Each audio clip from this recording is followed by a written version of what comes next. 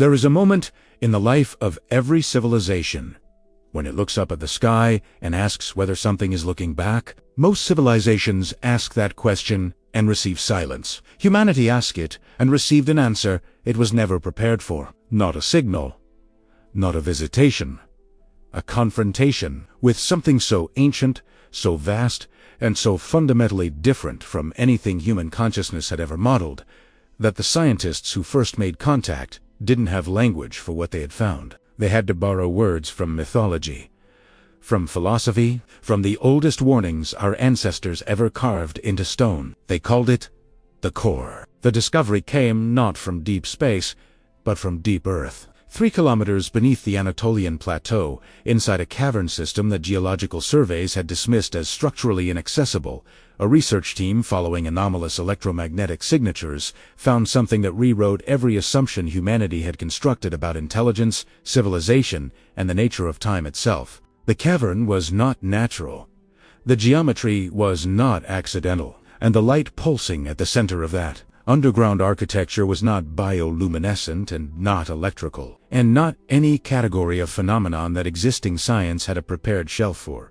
It was aware, it had been aware, the data later suggested, for approximately 90,000 years. Commander Serena Hale led the first official descent team, 12 people, scientists, linguists, military advisors, and one philosopher, Dr. Yusuf Vasquez, whose inclusion had been debated at every level of the oversight committee before being approved on the argument that whatever was down there would require someone trained, not just in analysis, but in meaning, in the deep architecture of how minds, any kind of mind, construct reality from the available evidence. Vasquez said later that he knew, before they reached the bottom, that this was not going to be a discovery.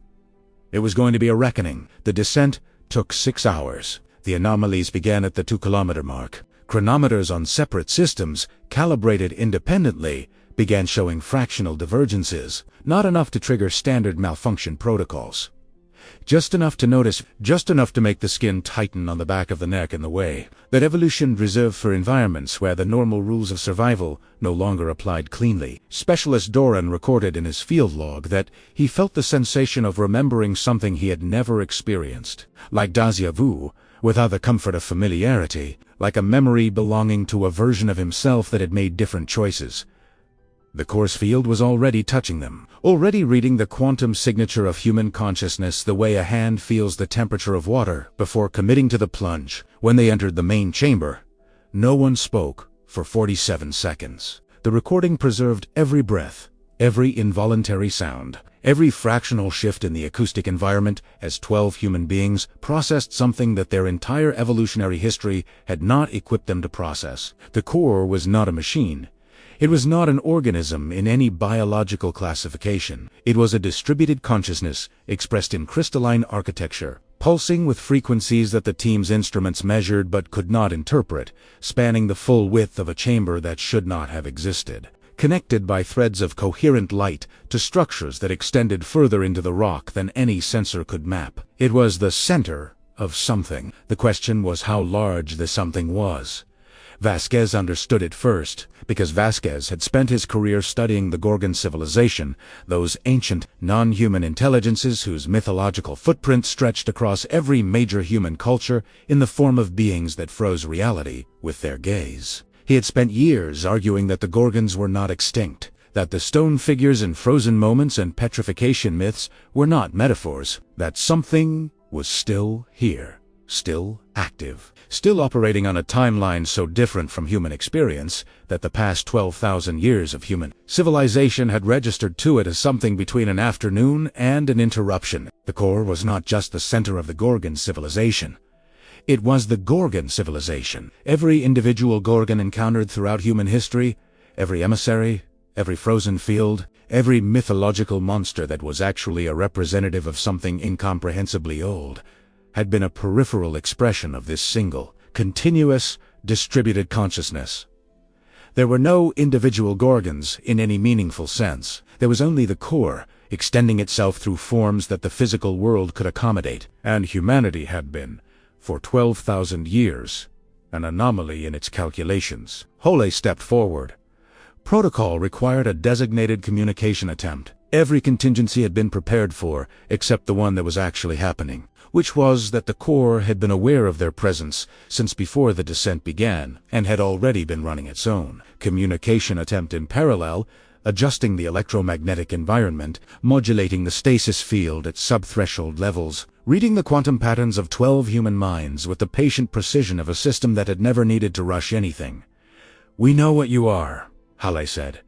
Her voice was steady. It was the steadiness of someone who had decided at a specific moment before speaking. That fear was available to her, but not useful. "We know you've been here longer than our civilization has existed. We're not here to fight. We're here because we need to understand why you've been shaping our history without our knowledge or consent." The light inside the core shifted. Vasquez began translating the frequency patterns in real time, his voice barely above a whisper. "It says we already know why. It says the question contains its own answer."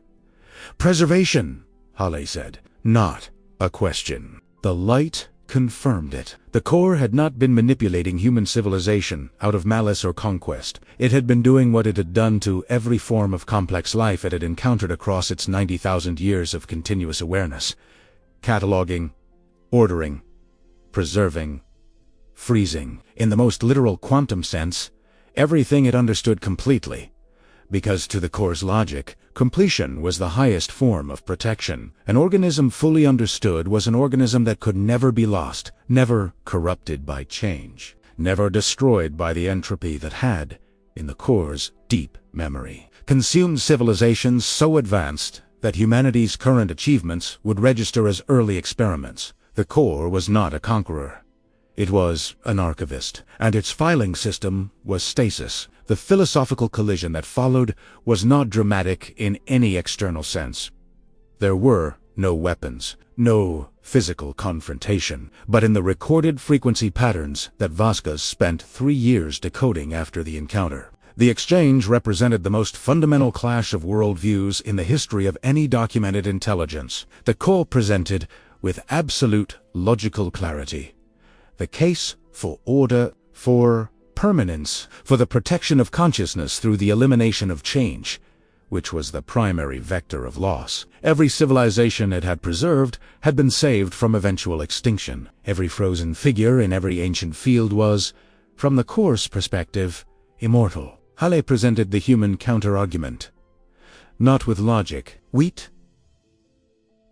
Doran, who had partially frozen during the descent and recovered. Doran, who had fallen and been moved toward by his teammates despite the risk. Doran, who was standing in the chamber alive and changed by the experience in ways that no stasis could have protected and no preservation could have generated. Hale pointed at him and said, simply, "He is more than he was before this. The risk made him more."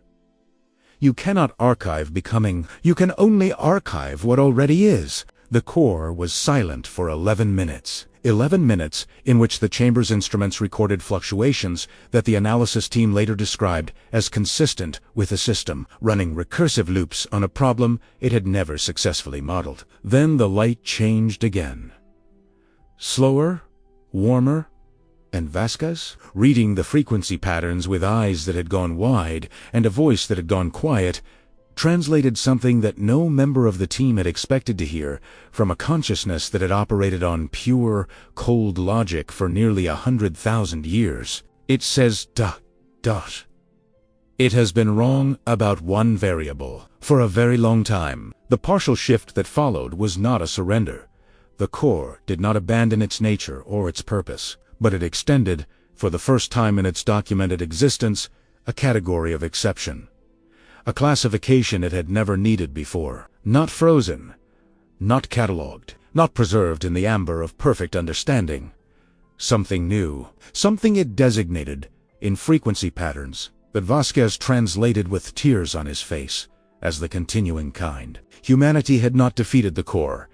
It had introduced a concept the Corps could not contain and could not dismiss. It had demonstrated that the most valuable state of any consciousness was not its completed form, but its unfinished one. That should have been the end of the confrontation. That should have been the moment of resolution that every descent team member would carry for the rest of their lives as the day humanity changed the oldest mind in the known world. But as Hale turned toward the exit corridor, Every instrument in the chamber registered simultaneously. Not the core's field. Something else. Something the core itself was now tracking with a shift in its light patterns that Vasquez had only seen once in his research, in the hull-dest deepest inscription, the one that predated even the first human civilization. The expression he had eventually translated meant something between alarm and recognition. The core, 90,000 years old, godlike in its power, capable of freezing reality itself, was afraid. Hale looked at Vasquez. Vasquez looked at his instruments, and the readings showed something approaching from a depth below the chamber that no survey had ever mapped. Something that the core had apparently been aware of for a very long time. Something it had been, perhaps, preparing against, using every frozen civilization, every archived consciousness, every preserved intelligence as a resource for a confrontation it had been anticipating since before humanity learned to plant crops or name the stars. The core had not been archiving life because it feared entropy. It had been archiving life because something was coming that made entropy look like a minor inconvenience, and it had just arrived.